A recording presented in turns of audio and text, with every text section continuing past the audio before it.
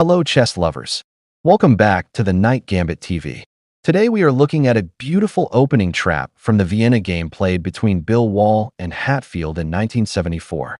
This game lasted only 6 moves, but it contains a powerful tactical lesson about development, king safety, and the danger of grabbing pawns without calculation.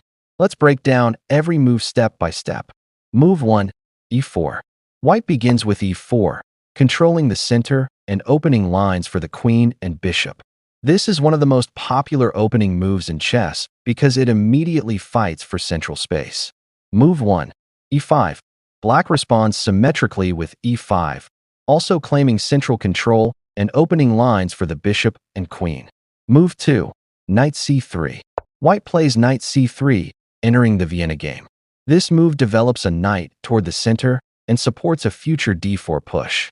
Unlike the king's pawn game with knight f3, White chooses a more aggressive and flexible setup. Move 2, f5. Black immediately strikes with f5, known as the Vienna Gambit defense. Black attacks the e4 pawn and hopes to create active play on the king side.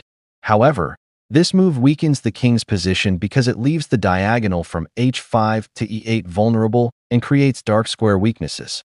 Move 3, bishop c4. An excellent developing move. White places the bishop on the active c4 square, targeting the sensitive f7 pawn, the weakest point in Black's camp during the opening. Notice how White's pieces are becoming active while Black's king remains in the center. Move 3, f takes e4. Black captures the pawn on e4.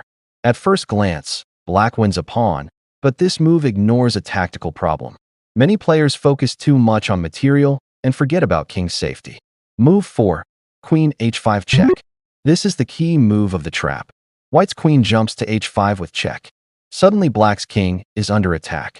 The queen and bishop work together on the dangerous h5, e8 diagonal. This move immediately punishes Black for weakening the king side with f5. Move 4, g6. Black blocks the check by playing g6.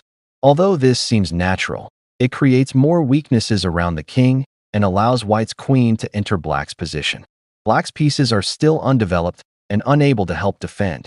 Move 5, queen takes e5 check. A powerful move.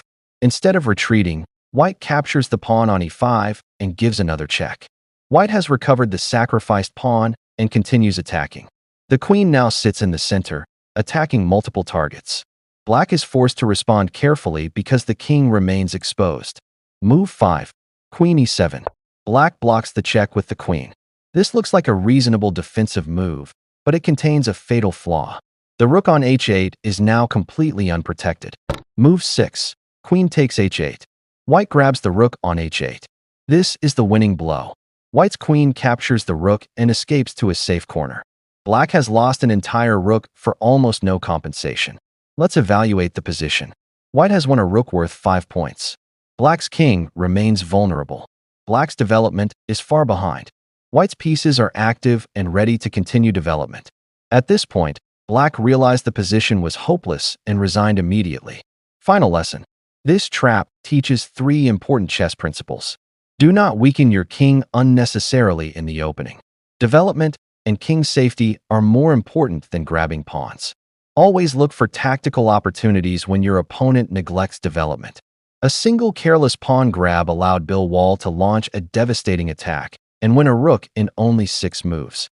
If you enjoyed this opening trap, don't forget to like, subscribe, and share this video with your chess friends. This is the Knight Gambit TV, where every move has a story and every trap teaches a lesson.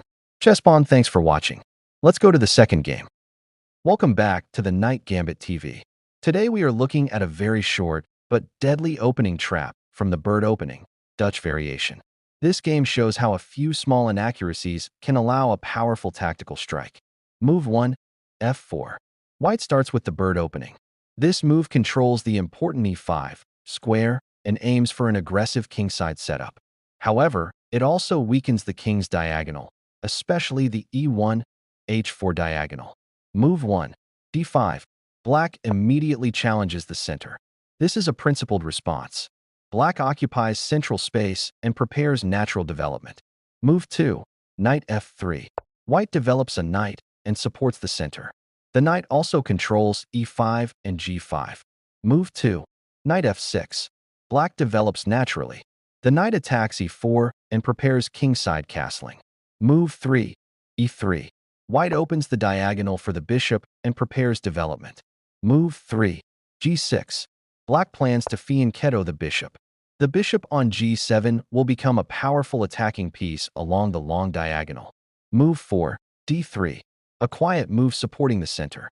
However, white remains passive and gives black comfortable development. Move 4. Bishop g7. The bishop reaches its ideal square. Now the bishop eyes the center and future tactical opportunities against white's king. Move 5. Knight bd2. White develops another piece. This move supports e4 and prepares kingside development. Move 5. Oh, black safely castles. King safety is achieved, and black is ready for active play. Move 6. h3. White wants to stop any future piece jumps to g4. But this move is slow and does not help development. Move 6. c5. Excellent central counterplay. Black immediately challenges white's position and opens lines for the pieces. Move 7. b3. This is the losing mistake. White wants to develop the bishop to b2, but there is a tactical problem. Whenever you move pawns in the opening, always check your opponent's tactical resources. Move 7. Knight g4. A powerful attacking move. The knight jumps forward aggressively. Now black attacks the e5 square and begins creating threats against white's king and queen. Suddenly white's position becomes uncomfortable. Move 8. Knight e5. The final mistake. White tries to block the attack and centralize the knight. At first glance, this looks logical. But chess is all about tactics. Before moving a piece, always ask, what is my opponent threatening? White missed a devastating tactical shot. Move 8. Knight takes e3. Collision boom. The winning move. Black's knight sacrifices itself into white's position. Why is this move so strong? The knight attacks white's queen while exploiting the pin and weaknesses created earlier. If white captures the knight, black gains material and destroys white's position. The tactical combination is so powerful that white immediately resigned. Key lessons from this trap. White heavy checkmark, develop pieces quickly. White heavy checkmark, don't waste time with unnecessary pawn moves. White heavy checkmark, watch for tactical opportunities created by fianchettoed bishops. White heavy checkmark, before every move, ask what your opponent is threatening. White heavy checkmark, a knight on g4 can create deadly attacks against bird opening setups. Final position. After 8. Knight takes e3. Black wins decisive material and obtains a completely winning position.